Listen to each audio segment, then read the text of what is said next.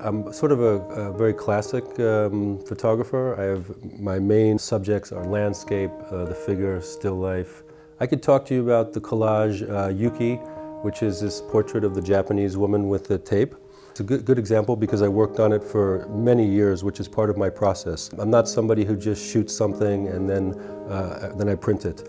I'll make a photograph and I'll put it up on my wall. And in this case, I looked at this image for about 5 years to try to figure out how to interpret it. I made many different prints, and finally I realized it needed to be a collage, and then it needed to have paint and mark making to be as effective as I wanted it to be. Presentation of my work is very critical. I pin things in the corners, and the work should be looked at not just as flat photographs, but as sculptural pieces. So they have a tactile presence. I'm influenced from everything from the cinema to sculpture, especially to painting. This is very important to me. And in fact, it's one of the key points of my work because I'm trained as an academic in academic drawing and in painting as well. And the reason for this is that originally I started out making street photography on the streets of New York, and I felt very frustrated by relying on an external subject matter to express myself. And I realized that I wanted the work to come from more inside of me and not be dependent upon external. And so what evolved was that I tried to use the power of painting, which is about plasticity and to control, and about poetry and tonality and color, and to have total control over my medium. And the power of photography, which is of course about time and death. When I mate the two together, interesting start to happen. The nude for me is one of the most complicated subject matters because of course it's been covered so much in the history of painting and the history of sculpture and photography. And so first of all, you don't want to do something that's a cliche or it's been done before. The nude is difficult because there's no clothing, there's nothing to work with, and you just have anatomy. And everything has to be working together, and this is very, very complicated to do and to capture something emotional. And for me, my nudes tend not to be sexual. They're very much about the inner spirit and the beauty of the figure. And so I try to transcend any kind of sexiness because this gets in the way of the message that I'm talking about. I just look at the figure as very beautiful and sublime.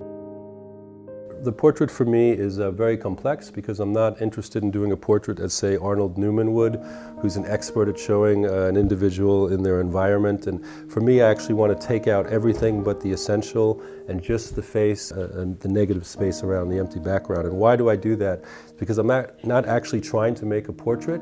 I'm trying to show the unitive quality that I feel when I'm working with a head, and to go beyond the actual personality and get to the core spiritual and inner life of the model.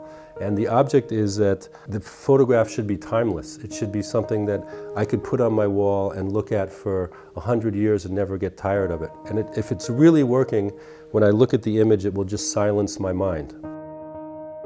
Time is one of the most interesting issues in photography.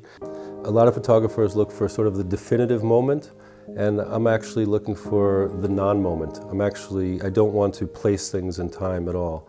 And this is paradoxical. And so oftentimes I'll work with sequences. I'll put two images together, one shot just a second after the other shot. And this creates something quite interesting. I've always been interested in black and white photography because, first of all, I didn't want to copy reality. I want to transcend reality. I'm looking for something sublime. As soon as something is in black and white, it sort of sends a signal that we're sort of one step out of reality already. I think I've always felt betrayed by my own mortality, by existence, by being human and all the petty problems we have. And that's the whole reason I make art, is to find something sublime during our short stay here and to transcend the mundane life that we live.